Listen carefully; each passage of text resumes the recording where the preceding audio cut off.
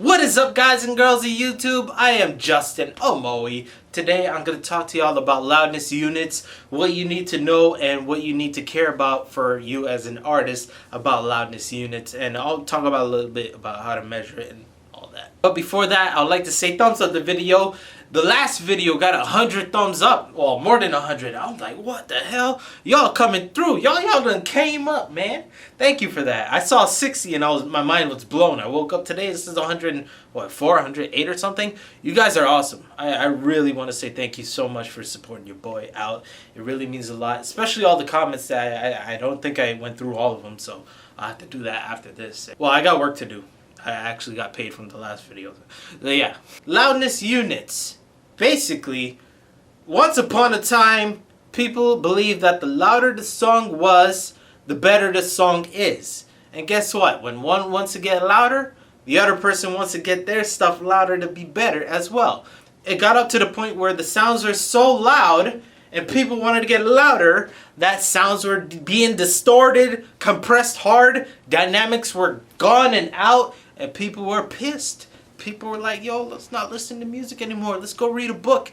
And they're like, oh, shit, these things are really loud, man. I can't hear nothing. What'd you say? These things are really loud, man. I can't hear nothing. Well, how'd you hear me when I said what'd you say?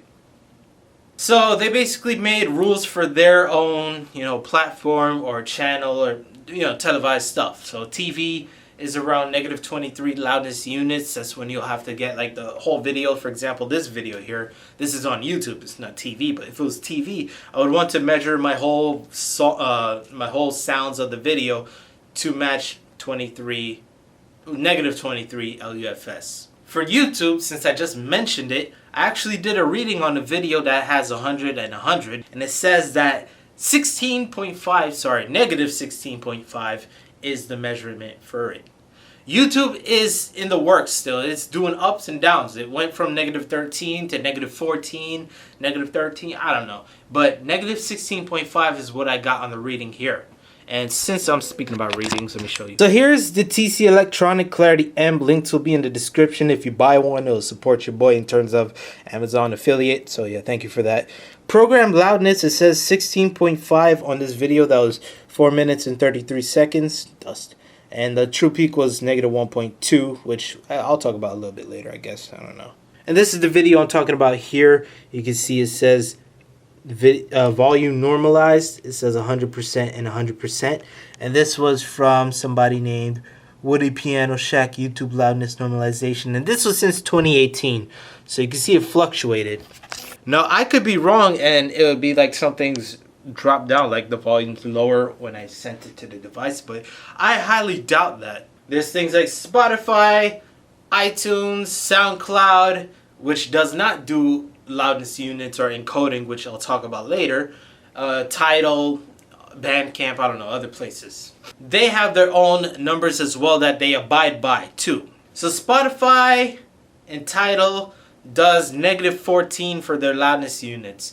iTunes, on the other hand, does -16 for their loudness units. So if you want your song to be the best on a certain platform, you'll have to you'll have to have the final loudness units set to that, their numbers. So say you want a song to be great on Spotify, you would want to have it around the -14 range. If you want it great or best for iTunes, you would want it around the -16 range. Now, I say range, it doesn't have to specifically be exactly -16 unless you are perfect or you want it to be awesome like that, you're cool, and you did the measurements perfectly. But if it's like, I don't know, 15.5, 15.4, 14.5, the encoders, or what they do, is going to balance it out for them. So iTunes, -16. You are -14.5, technically, like that, I guess, right? Yeah. So the -14.5 will be changed to go to -16. That will lower it. And depending on how harsh you do your songs, like if your song is -9 and you want it at -16, they may clip the song and distort it. So keep within a good range. I would say around -1, -2 decibels, or not decibels, loudness units, to avoid the clipping or alteration of the sound to make it sound bad. That's why I do -14.5, because it's in between Spotify and iTunes. I know negative 15 would be better in that sense, but negative 14.5 is pretty ideal. All in all, I ask people what they want the songs mastered for, and then I'll accumulate the sound towards theirs. Or if they want it on multiples, then I got additional options for it in my website, justinamoy.com, below if you're interested. The support is real, by the way. Thank you so much. Could we backtrack a little bit? Remember I said SoundCloud didn't have encoding or did not have a way of changing things like the loudness units? That's because SoundCloud does not have that rule set. They don't have the loudness normalization. So if you listen to songs on SoundCloud, depending on who posted what, it could be that some songs will be louder than others and lower than others as well. That's because they are not doing the encoding. They don't have a specific limit, and they're not altering or changing anything. So what you hear is what people will hear. What you send is what people will hear. Which is pretty cool because that's the way music, I feel, would be, the way it projected, the way you made it and you want to hear it sent to them. But, it all depends. And for SoundCloud, I usually go towards the CD mastering, which is that -9 LUFS range for songs, ideally. And as far as YouTube, they do not change the loudness in the video. They don't go inside of the video, alter the sounds, and then have it uploaded. That's not the case for it. What YouTube does is when you play the sound, when you play the video, the YouTube knows or reads what to do. So they lower down the sound accordingly to fit their standards, or they'll raise it up accordingly to fit their standards of what they want for the balance of every other videos that they have on their channel to meet that requirement. So I said -16.5 before. That's basically if your video is -17, -18, YouTube will drop it down. If it is -15, it'll raise it up. Again, this is just based on what I'm reading here on my meter after playing out that 100% video at 100%. And that's my reading, -16.5. I have no reason to believe it's anything different, but if it is, let me know in the comment section below. Just make sure that you are reading what year you read your information from, because it really changes over the times. Last thing I'll talk about is that you as an artist, of course, you would want it best on certain platforms. You would want to get it that way. But you're not the one who has to worry about it. Who does have to worry about it is the mastering engineer. Usually does have the control over this. This is their side, the technical side. But, the mixing also does part in it. In order to get the loudness, the program loudness, to go up, so say -16, we want it from -16 to -15, -14. In order for it to go up, you take the whole mixed track and raise the decibels of it up. So -16.5, we want it to -15. We'll have to raise it up by 1.5 decibels. Read the whole thing, see if we got around there, and if you're around there, then good. That's how you change the program loudness. Now, true peak, I didn't mention it a lot, but just stay under -1.0 and you are good. You're good, unless for SoundCloud, you stay around -0.1 or CD mastering -0.1 and you're set. To change the true peak, that has to deal with the output of the final sound. You'll have to tweak it accordingly, the trim and all that.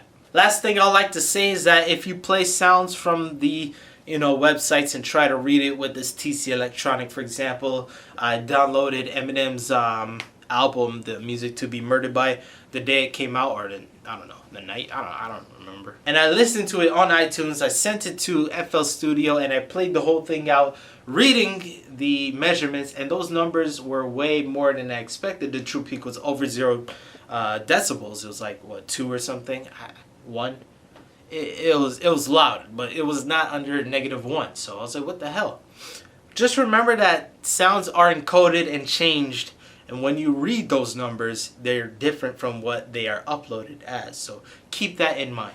Hopefully I could get this video to -16.5. That's probably why it took a little bit longer to upload this video. And hopefully if you right click on this video, you check stats for nerds, I'm hoping that it says it says 100% / 100%. That'll be awesome. If not, then dang it. If it's close, I still count that as a win.